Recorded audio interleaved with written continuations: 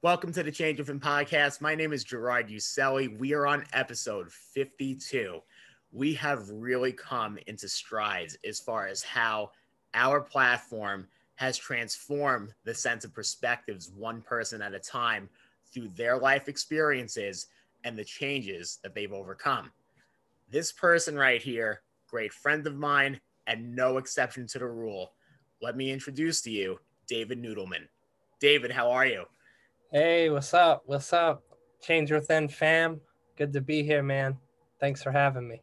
Absolutely. So something that I love to ask all of my first questions, as far as like for every guest that I've had, is what your childhood was like growing up. Yeah, so it's great to talk about this because I'm in the home. I turned my former home, into where I work now, and so I'm in my like childhood room now as I tell you about this, filled with all stuff that I loved growing up as a kid. So yeah, my childhood was like, if I could put it in a few words, it was just like wrestling. Like that was everything to me.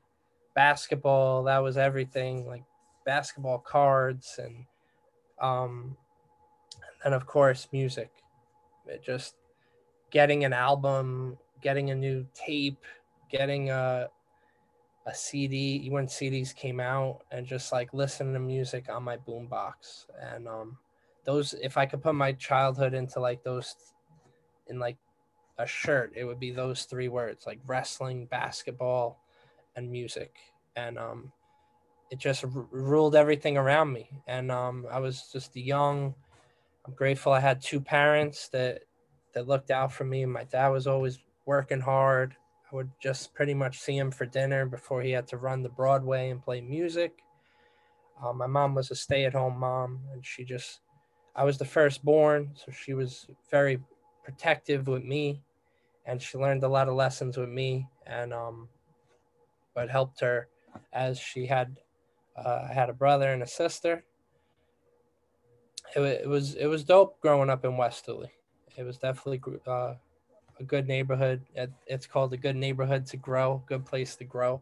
Love that. Yeah, PS30's slogan. That was the school I went to, and it was like it was always trying to like if I could like remember, it was like there were always these like kind of distractions almost. It was like, or like temptations and all these things as a kid, and I kind of always wanted to be older because I always kind of felt like Mm.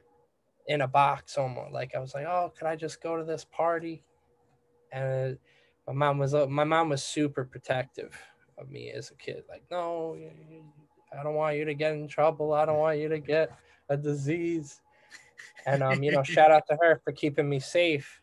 But I always kind of wanted to like grow up in a way, and I have an interesting follow up to that.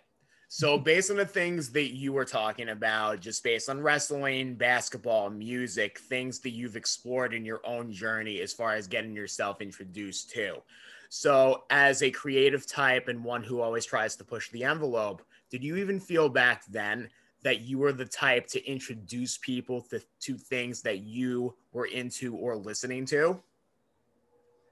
yeah. So my first like hustle that I like, it was like I didn't realize it was a hustle. It just turned into one because there was like a demand for it.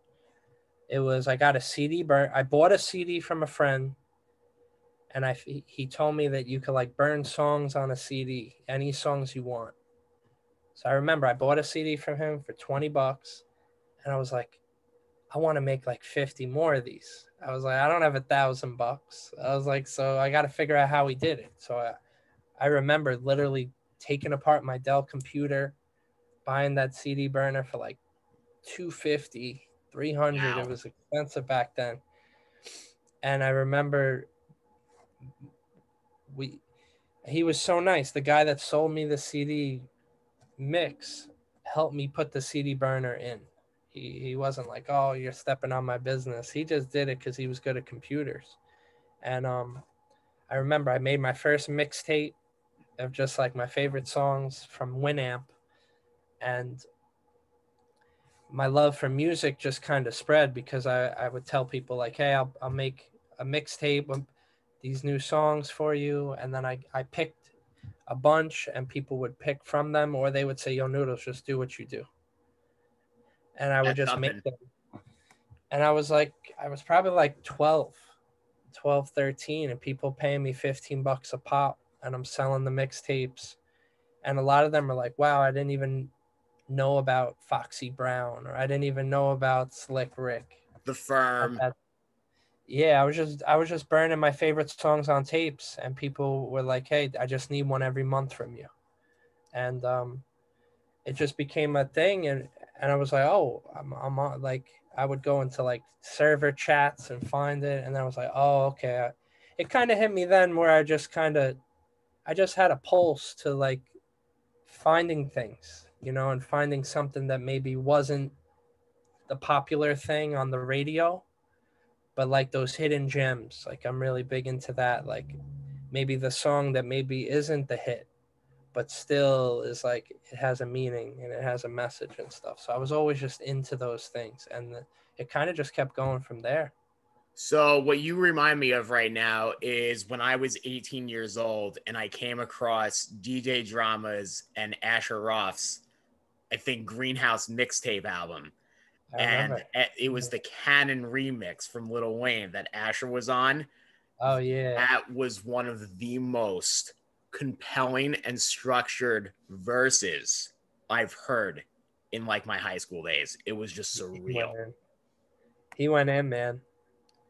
And that, just to kind of conclude on that point with him, it is a very interesting world where he is today versus how well talented he was as far as like the construct of his lyrics. Yeah, yeah. So yeah, man, Absolutely. I love just creating. And I remember I was in like fourth grade, and we had a writing assignment, and they hung up all our writing assignments, and they said, hey, write however long. And I remember you had to like give a head and a legs to and arms to your writing. And I remember mine was like 3 pages long. That's yeah, And that's amazing. everyone else was like, it wasn't a competition. It wasn't, I don't know if I had the best one, but I just really, I like, in that moment, I was like, oh, I really love just create. Like it hit me. I was like, oh, you must really love creating. Cause like mine was just 3, 4 pages. And like, I was like, oh no, I'm taking up a lot of space, but I'm like, yo, I had this much to say. Was that kind of the first time where it hit you that you were a creative type? Uh, I think it was kind of in school where I wasn't, I never really liked science. Like now I appreciate it. And I love, and also history. I wasn't into history. I couldn't remember stuff. But like when there was like an art class or like a music class, that's where like I got the most stimulated. And I was like, my best memories of school was being in those classes and making stuff and doing things in those classes. And then I think it just hit me when people started telling me I was creative, because it's like creative's like an interesting word, because now I know that's the type I am, but back then I didn't really know what type I was. I was just like doing whatever, and there was only so much to like take in. You were literally reaching for monkey bars to see how far along you could go in your creativity until somebody actually points out and is able to pull you in certain directions. Yeah, and whenever I would have like a creative opportunity, I remember like I would just take it so serious, like whether it was making like a 1 month anniversary gift for a girlfriend, and I kind of realized the too when I would give people gifts too, because I was like, oh, I don't want to just get something from the mall. Like I want to make something for someone, and I would always make like a funny card or like a memorable card for someone, and it hit me then too, where I was just like, oh, I really like just making stuff. We'll definitely get more into that because there's a lot I can resonate with you on that alone, but I still want to get into the questions at the same time. But one thing I wanted to touch on, though, is one of your most famous quotes is when I talk about dreams, I'm talking about setting goals and accomplishing them. Do you remember the first goal that you ever accomplished on your own? Yeah, so the first goal that I really accomplished was making an album. It was making a full length album. Wow. It was like 14, almost 14 or so years ago. And I started it in college and I literally finished it by the time I finished college. So it was like 5 years in the making from just learning, like getting beat equipment and DJ equipment, or like my iMac, I remember, and just I remember I literally got the iMac. I started making beats like that first day, and but they weren't amazing.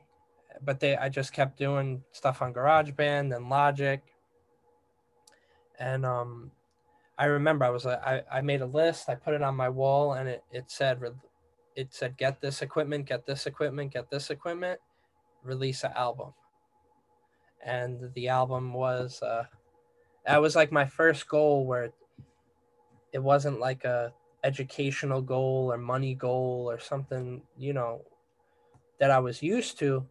It was more just like a project of my life. And that project was like the start of me following dreams and me seeing that I could bring a dream to life.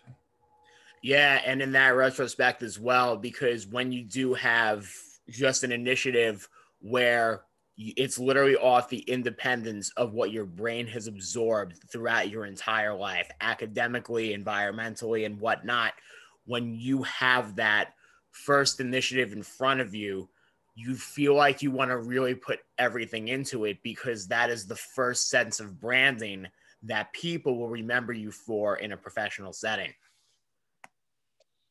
Yeah, and it's interesting because most people now, I've met thousands of people, and most don't know me for the music at Right. all. Like if you were like my day one, like Paul Mars, people that grew up with me, they know me from that.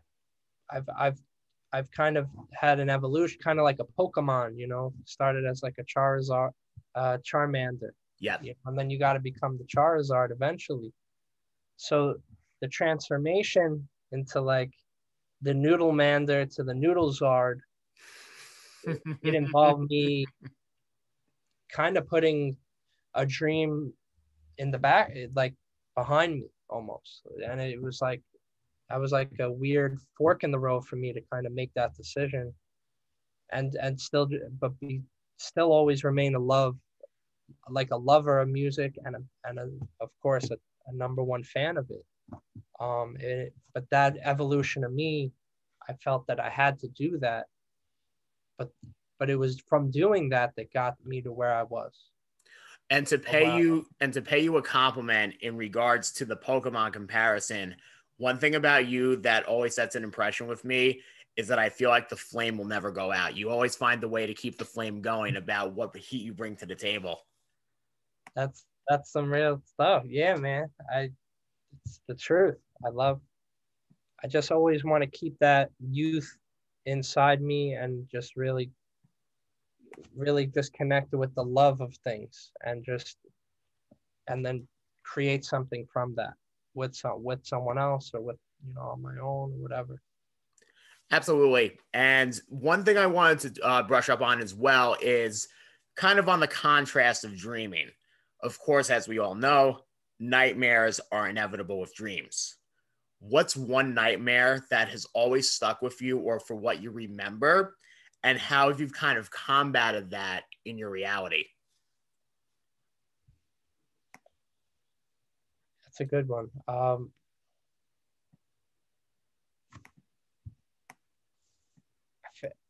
So like growing up, I always kind of hoped I had like like an older brother, or just someone that was like, yo, man, don't worry. Just, it's okay. I was always kind of had to be that to myself. Or like I didn't have I had friends in the neighborhood, but I didn't really talk to them that much. You know, I always had like 4 or 5 like friends. Right. I wasn't really in like crews of friends where like I could just hang with it was just like I had like 4 or 5 friends. And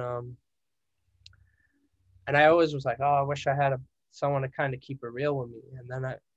But what I realized, I had to be that person to myself. You Yeah. know, like I hit the wall so many times. Either it was like in following a dream or business or a relationship or something. And I felt like the nightmare was not facing it. It was, you know, that was kind of like, I know I'm not being specific with a specific nightmare, but But like, it's a fair thing to bring up, though, because as you're battling anything, especially in the fear of facing it, you know what happens to a lot of people? They don't know how to specify the concerns that are in front of them. And then in retrospect, too, when you're battling those different things, you don't know what to prioritize first. real talk, man. It, so so it's just kind of like, it's like life could be this beautiful place, or like it you could also get caught up in things that take you to dark places. And I think it was me understanding that. And even still, like I still fight things, I still have to like overcome stuff, or you know, there maybe things I'm trying to knock off that they're holding me back. And it's really just being like kind of self-aware of that and be like, oh man, this is messing you up. Like, like what could you do? And for me, it was always what I didn't always do this, but I do it now. But I like talk through it. I try to like talk to someone in my life about it, instead of it being, because I realized, or you know, having faith too, talking to God too, but just talking to someone um, about it, and just saying, yo, this is crazy. I gotta, what do I got? I'm trying to figure it out. And just talking about it helps you figure it out, at least for me. And even still, I'm still figuring a lot out today. But yeah, facing those nightmares is key. And then also through the peers that are in your life, something that's important as you keep talking to those people who you trust the most, the more you have those interactions with them, and I've learned this the hard way myself, is when you talk to people more, the more likely you're able to strengthen your relationship with that person based on what you agree with and what you disagree with. That's real. Yeah. And what hit me when I'm older too, it's like we don't agree on everything, but that doesn't mean we don't like each other. That doesn't Right. disqualify us as family or friends. That's not fair. Like we all have different beliefs, and if you voted for someone or you don't like this music or whatever, if that disqualifies us as friends or family, it wasn't real in the first place, because something like that shouldn't. And we should agree to disagree. And That's the beauty of our country. The fact that we have that privilege of doing so as all Americans. yeah. So if I did that, oh, you like this, but I don't like you. Like that's, oh man, we would be done. I'd be done. There would have had to be more change than inevitable on that one, not even to plug in my own platform. But nonetheless, I wanted to ask you a little bit about something with hip hop. Now, as hip hop has been a staple in your life, I already see it throughout one of the corners of your wall between the Eminem album, the Wu-Tang album, and the Slick Rick album. Like, how does hip hop today keep inspiring you to live your dreams?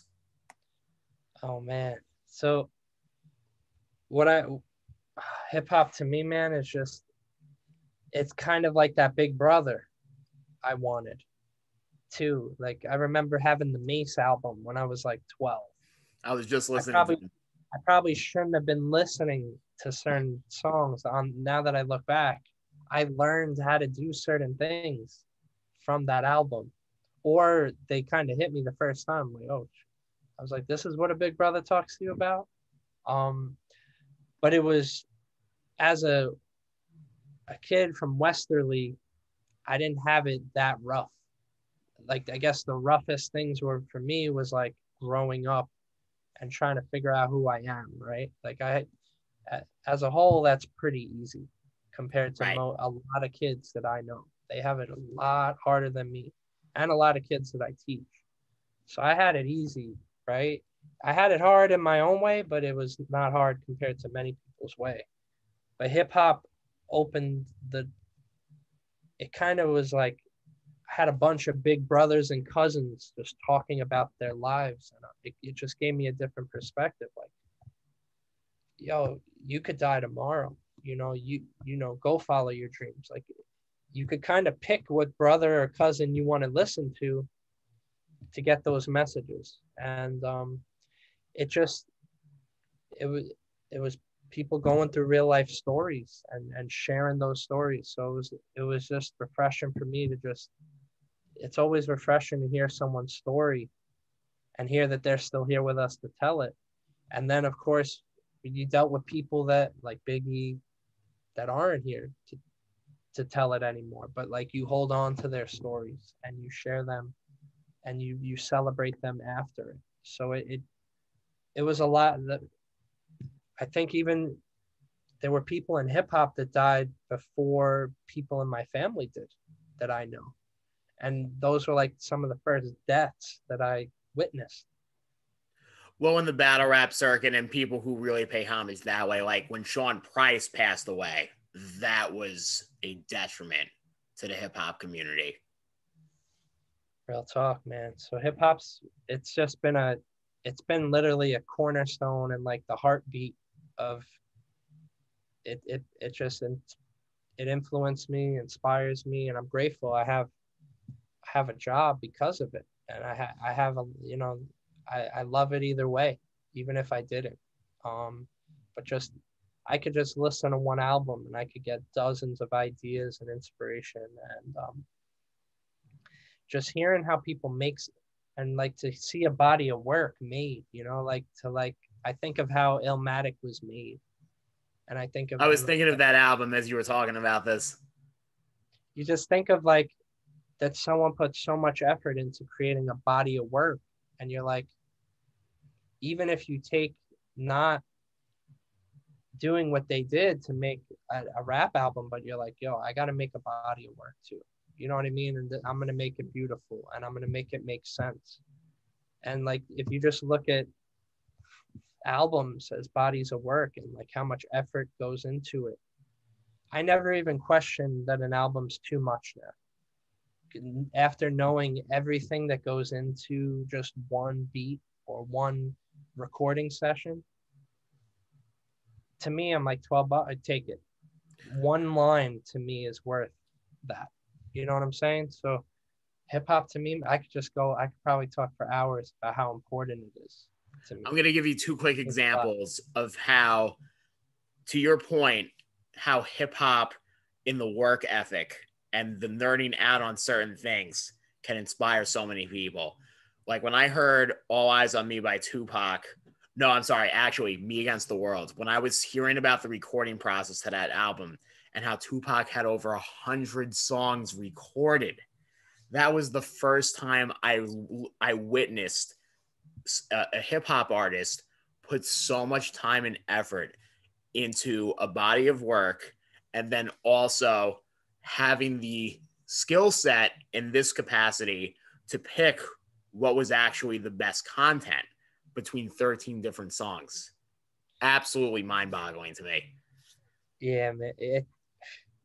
It's just like you see someone at the top of their level, even if you're a construction worker, you could be like, yo, I want to do it like Eminem did, but for what I'm doing, and it just, good way to put it, at the top of their level, and it makes you want to just go hard too.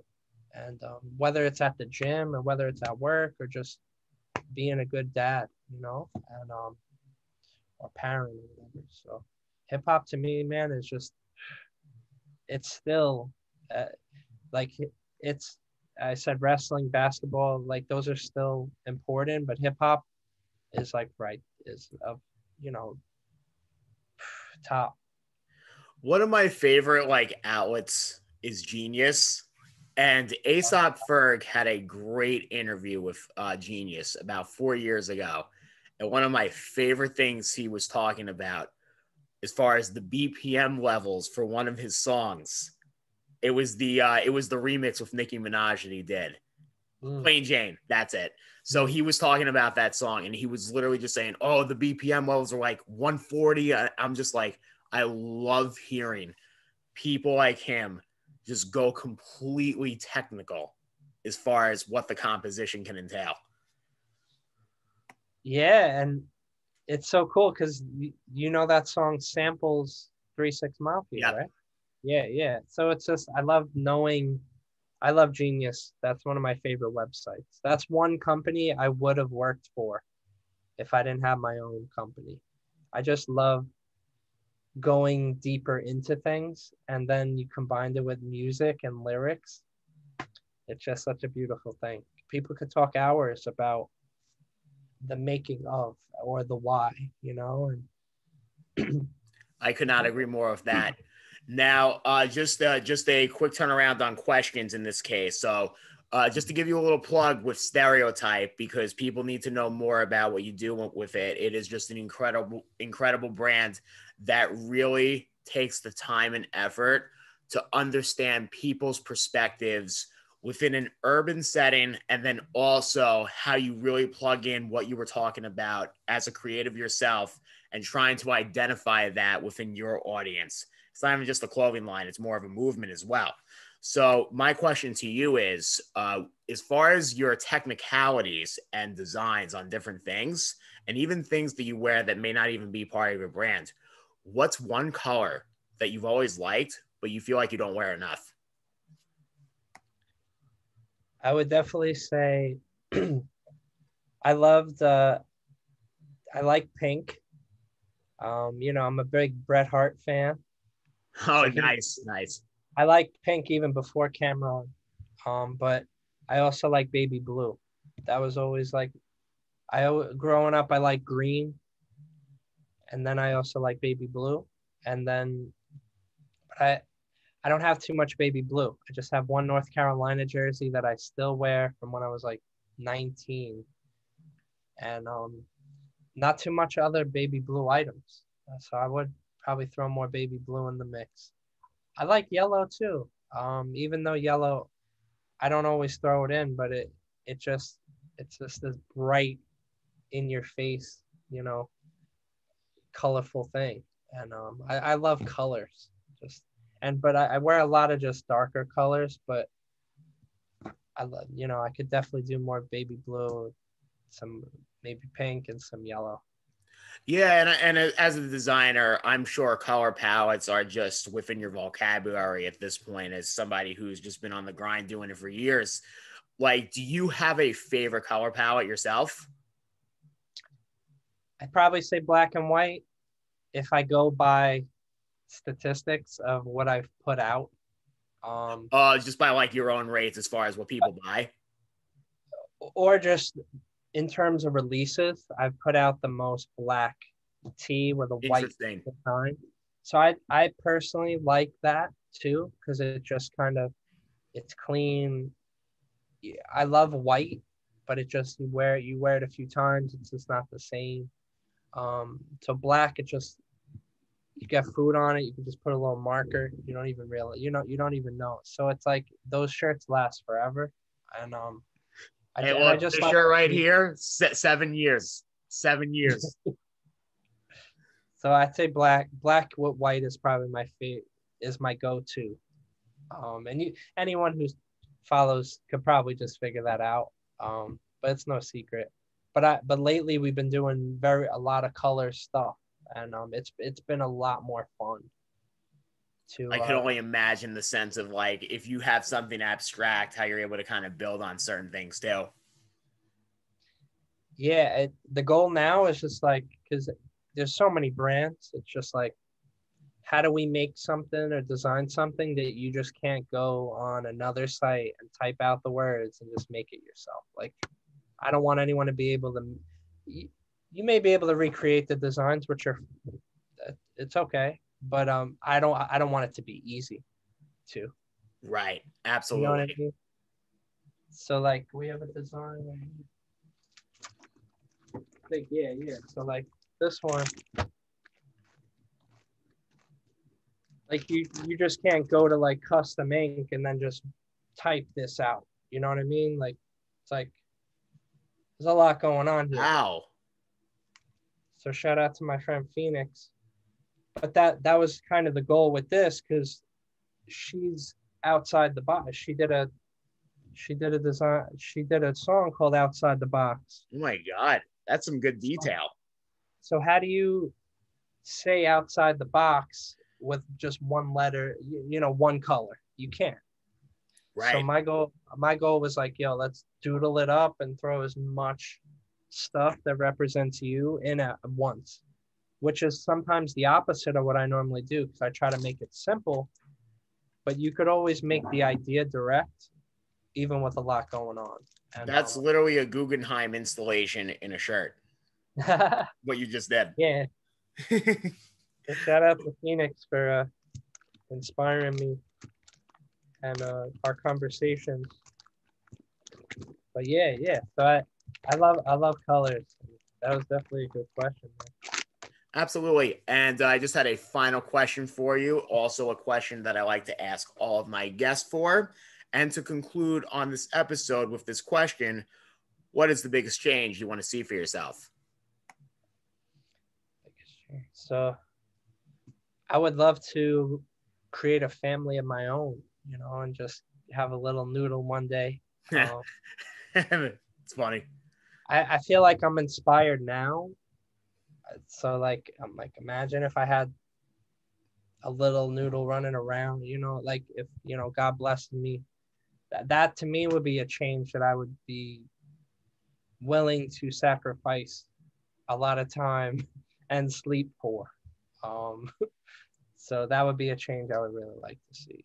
Just have a family, you know, I've been taking steps towards that. Growing with someone special, and you know, I feel like the next step. Well, I'll say this much, and kind of to observe what you were talking about before with wishing you had an older brother, I feel like this is your evolving phase to even up the ante in your own life and becoming more of the figure for someone else in his or her life, wherever that direction chooses to go.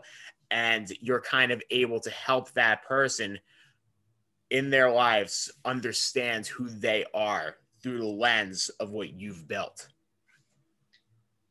That's crazy, bro. That's a quote I say. I'm like, be the person you wish you had in your life growing up.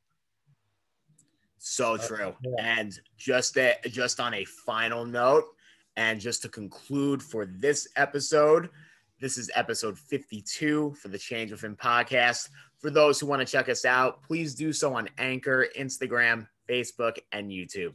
David, thank you so much for joining me today, and have a great rest of your day. You too, man. Yo, thank you. Shout out to everyone on the Change Within. The change starts with you. Absolutely. Have a good night.